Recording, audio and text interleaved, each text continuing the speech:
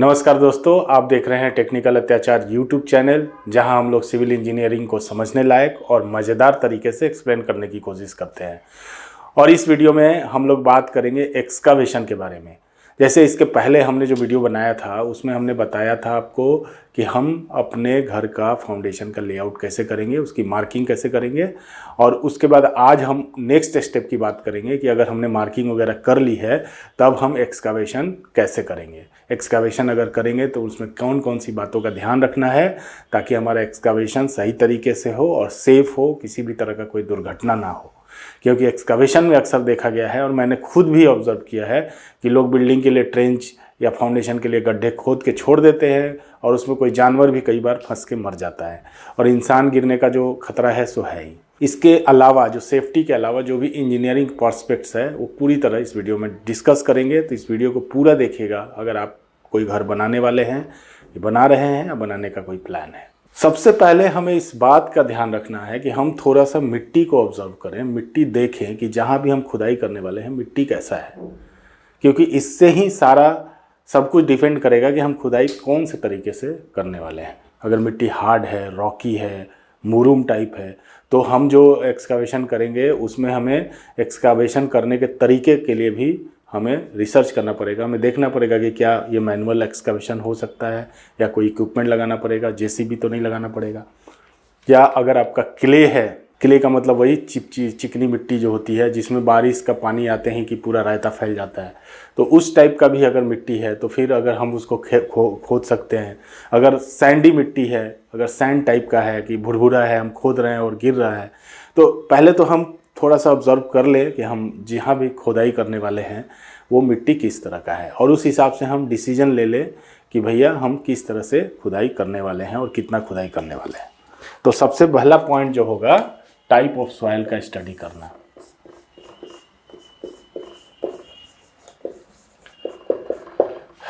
एक बात और मैं आपको बताना चाहता हूं कि जैसे आप एक्सकावेशन कर रहे हैं फुटिंग का, तो डेफिनेटली आपके पास ड्राइंग होगी या आपको पता होगा कि आप किस साइज़ का फुटिंग बनाने वाले हैं।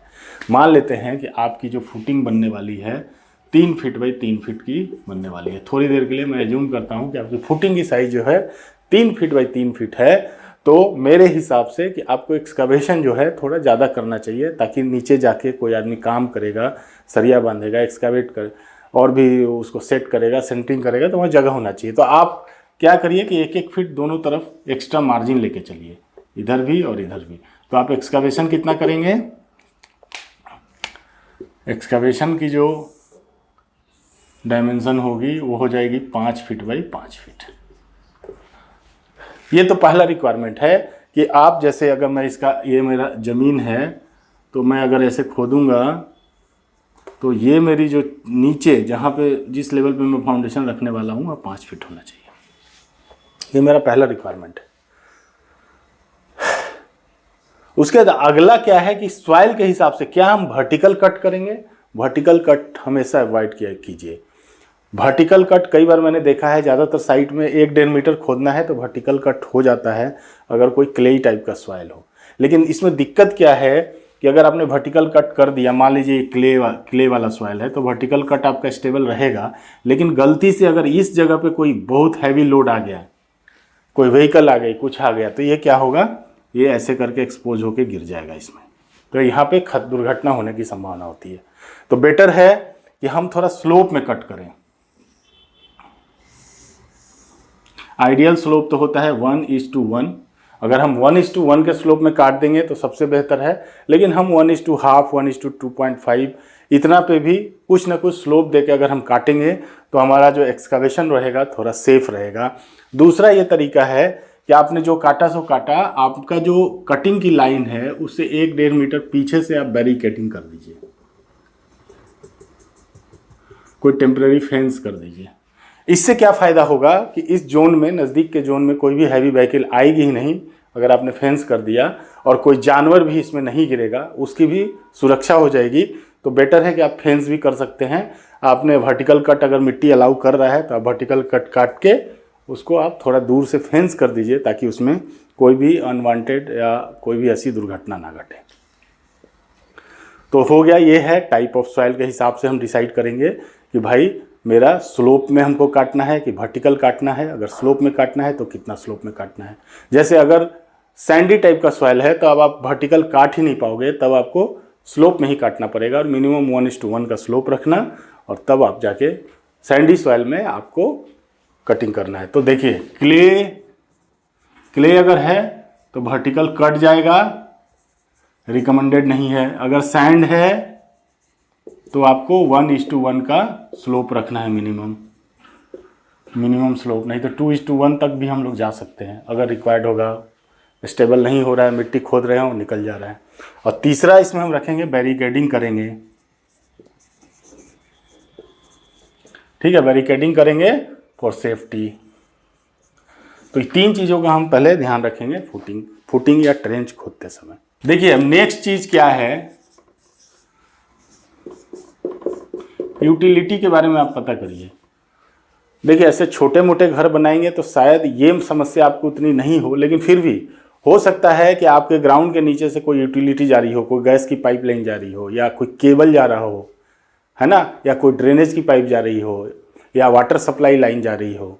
तो ये आपको पहले से समझना पड़ेगा। पता चला आप खोदने गए और पाइप काट दिया आपने, या कुछ ऐसा बहुत इंपॉर्टेंट चीज़ था जिसको आपने नुकसान पहुंचा दिया, तो इसकी इन्वेस्टिगेशन, इसका पता, इसके बारे में इन्वेस्टिगेशन पहले से कर लीजिए कि कोई ऐसा चीज़ जो है यूटिलिटी आपके ज़मीन से क्रॉस तो नहीं कर रही है, कोई गैस पाइपलाइन तो नहीं जा रहा है। तो अगर जा रहा होगा तो वो मार्किंग लगाते हैं, तो मार्किंग से आपको पता चलेगा कि यहाँ पे कुछ है प्रॉब्लम। तो अगर ऐसी दिक्कत है, अगर कोई गैस पाइपलाइन या कुछ ऐसा है, या केबल कोई इलेक्ट्रिकल लाइन जा रही है, ट्रांसमिशन लाइन या डिस्ट्रीब्यूशन लाइन जा रही है, तो वो सब चीज़ें आपको शिफ्ट करानी पड़ेगी। तो उसके लिए आपको पहले एक्सकवेशन प्लान करने से पहले आपको अथॉरिटी के साथ बात करके उसको यूटिलिटी को शिफ्ट कराना होगा, तभी जाके आप अपना कंस्ट्रक्शन का काम कर पाएंगे। उसके बाद एक चीज़ और ध्यान रखिएगा, वाटर टेबल क्यों ध्यान रखना है।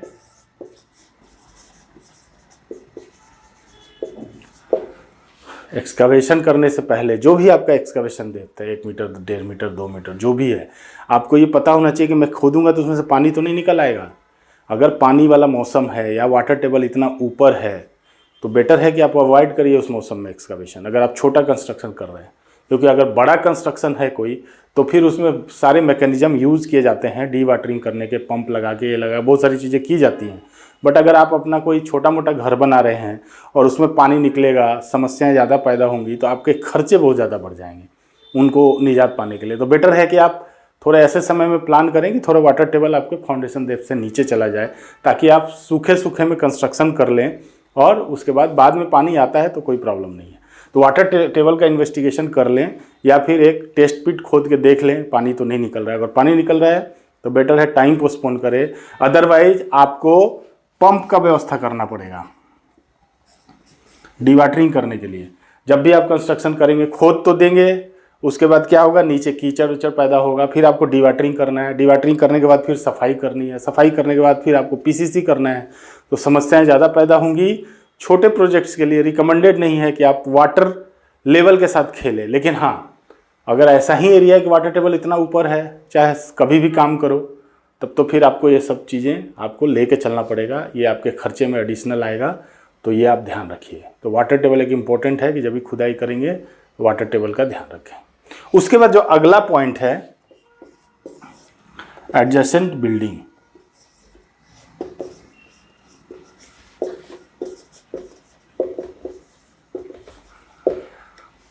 ये बहुत ही क्रिटिकल पॉइंट है और इसमें बहुत ध्यान से सुनिए मेरी बात।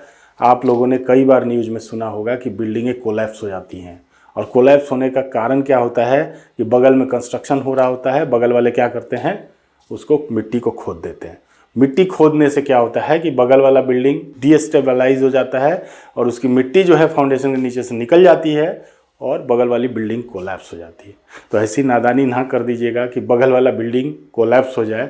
तो हमेशा ध्यान रखिए कि अगर बगल में एडजेसेंट कोई बिल्डिंग है, जैसे मान लीजिए कि आपका प्लॉट एकदम बगल में है, जैसे मान लीजिए कि ये कोई एडजेसेंट बिल्डिंग बनी हुई है, ऑलरेडी बिल्डिंग बनी है और ये आपका प्लॉट है, इस पर कंस्ट्रक्शन करना है, और आपने यहाँ पे कोई खुदाई कर दी, तो क्या होगा, अब ये खुदाई तो करना ही पड़ेगा आपको, फाउंडेशन बनाना है। तो नहीं खुदाई करेंगे तो कैसे फाउंडेशन बनेगा। तो ये तो रिक्वायरमेंट है कि आपको खोदना है, लेकिन आप हमेशा ध्यान दीजिए कि इसका भी फाउंडेशन होगा यहाँ पे।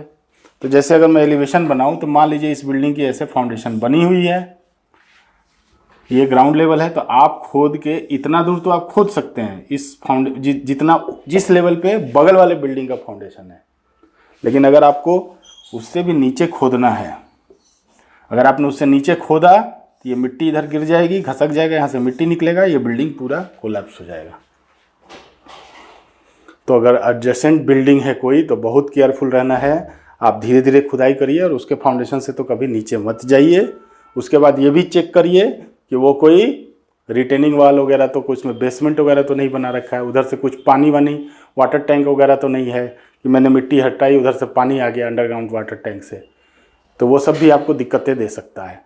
तो ये बहुत ही क्रूशियल है, तो इसकी इन्वेस्टिगेशन अच्छे से करिए। और कोई चीज़ समझ में ना आए तो भाई एक्सपर्ट्स की सलाह लीजिए, मुझसे भी आप पूछ सकते हैं। अगर ऐसा कोई केस होता है तो कमेंट करिए, मुझे कॉल करिए या मुझे मेल करिए, मैं भी आपको इस बारे में सलाह ज़रूर दूंगा कि आपको कैसे करना चाहिए। लेकिन हमेशा ध्यान रखिए कि नादानी मत करिए, बगल वाला बिल्डिंग हो सकता है कोलैप्स हो जाए।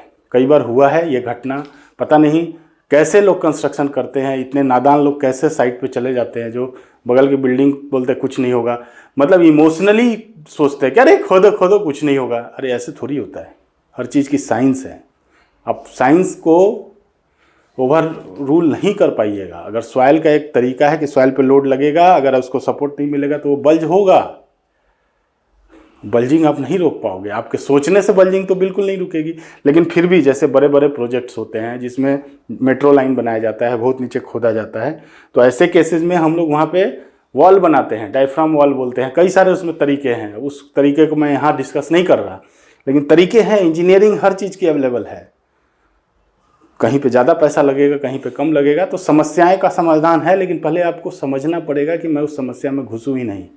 और अगर ऐसा कोई आप बिल्डिंग बना रहे हैं कि भैया आप 3 फ्लोर का नीचे बेसमेंट बना रहे हैं और आपको ज़्यादा जाना ही जाना है, तब आपको उसके सेफ्टी मेजर्स के लिए इंजीनियर से बात करनी है और क्या मेजर्स लेने हैं उससे सलाह लेके उसके बाद ही आप काम शुरू करिए, अगर इस तरह का कोई क्रिटिकल चीज़ें आपके सामने आती हैं। और अगर आप जैसा घर बनाए वैसा ही घर बगल में बना रहे हैं तो ऑब्वियसली जितना फाउंडेशन अगर इसने 1.5 मीटर पे बनाया है तो आप भी 1.5 मीटर पे अपना फाउंडेशन बनाइए, उससे नीचे जाने की ज़रूरत क्या है। तो फिर चीज़ें इनलाइन रहेंगी। तो ये भी बहुत इंपॉर्टेंट पॉइंट था, इसको ध्यान रखिएगा।